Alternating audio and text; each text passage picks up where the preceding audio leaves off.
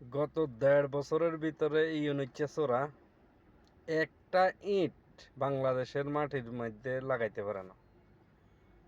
একটা প্রতিষ্ঠান, একটা ব্রিজ, একটা কালভার্ট, একটা কিছু যে করব এটা পারে না গত ১.৫ বছরে। শালা শুধু মুখ দিয়া আমগরে শুনাইছে হ্যান করব, ত্যান করব, পরিবর্তন করব, নতুন বাংলাদেশ করব। কি রে, নতুন বাংলাদেশ কই? আমি তো দেখি বাংলাদেশ নতুন হয় না, নতুন হয়েছে তোকে জীবনযাপন, সমস্ত উপদেষ্টাকে জীবনযাপন। তোরা আসিলি ফকিন্নি বস্তির, তোরা মেসে খাওয়া দাওয়া করতি, হোস্টেলে থাকতি। তোরা এই অশিক্ষিত, তোদের কোনো ব্যাপারে কোনো ইয়ে নাই। তোরা এখন মন্ত্রী পরিষদে আয় ঢুকছস, সচিব হইছস। তোরা কোটি কোটি কোটি কোটি টাকা তোরা অলরেডি সম্পদ বানা লাইছস। চেহারা শুরু তোরা মাশাল্লাহ উন্নতি করছস। কি করলি? শেখ হাসিনা যা যা করে গেছে তার উপরে তো চালাইছস। শেখ হাসিনা দেশের তো উন্নয়ন যা করছে, তোদের বাপ দাদা 14 গোষ্ঠী রাজাকারের বাচ্চারা, তোরা তো এটা পারতি না। তোরা তো এখন পুরো বাংলাদেশটারে পারস না যে পাকিস্তানের কাছে বিক্রি করে দিতি। তোরা মুক্তিযুদ্ধ মানস না। তুই যদি বালা মানুষের জন্মিলা হতি, তাইলে তুই ডক্টর ইউনূস তুই এডিরে গ্রেপ্তার করলি না। এই 16 ডিসেম্বর মানে না, এ মুক্তিযুদ্ধ মানে না। এই মুক্তিযুদ্ধরে কইতেছে যে ইতিহাসের নিকৃষ্ট প্রজন্ম। ওই শালার ফুত, ইতিহাসের নিকৃষ্ট প্রজন্ম যদি হেরা হয়, তাইলে হেরাই তো বাংলাদেশ গঠন করছে। তাইলে এই বাংলাদেশে বসি তো হেদেরকে নিকৃষ্ট বলা মানে বাংলাদেশকে নিকৃষ্ট বলা। কি বুঝাতে চাস এডি?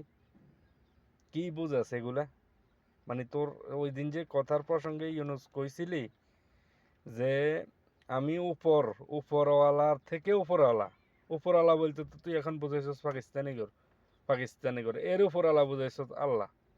কি বুঝাইছস এগুলা? তুই শালারে আমি ভাবছিলাম অনেক ভালো একটা লোক। আসলে তো তুই শালার মতো জ্ঞান বিবেকহীন, তুই শালার মতো অপদার্থ, তোর শালারে মানে এরকম খারাপ লোক আর পৃথিবীতে নেই। তুই বাঙালি ওই বাংলাদেশের বিরুদ্ধে তুই এখন লাগছস। শালার পুরা নয়া পল্টন সৌরদি উদ্যানে ওরে উলঙ্গ করে ওরে ফিডা দরকার। সোজা বাংলা হইলো এটা, ডক্টর ইউনূসরে উলঙ্গ করে ওরে ফিডা দরকার। ও 18 কোটি 20 কোটি মানুষের লগে ও সবার আবেগ নিয়ে খেলছে। ও কত সুন্দর সুন্দর কথা বলছে আমগো লগে, কত সুন্দর। ও বাংলাদেশে যা যা করব। কি করলি তুই আজকে 1.5 বছরে? তুই কি করলি আমি এটাই দেখলাম না। তুই প্রবাসী করে কত কিছু করবি, কি করলি প্রবাসী গুলো? আমি তো কিছুই দেখলাম না। প্রবাসী করে উল্টা এয়ারপোর্টে হাসিনার আমলে প্রবাসী গায়ে হাত তোলে না, তোর আমলে হাত তুলছে, প্রবাসী করে মারছে। প্রবাসী করে যা পরিমাণ লাকিজ কাটা থেকে শুরু করে প্রতিটা ক্ষেত্রে প্রবাসী করে অপমানই করছিস এই 15 মাসে।